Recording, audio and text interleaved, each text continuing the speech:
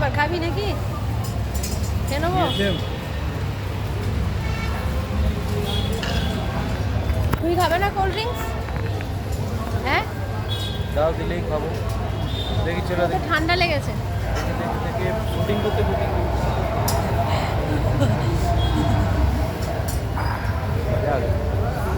কি খেতে এসেছি আমরা আজকে? কাঠি রোল খেতে এসেছি।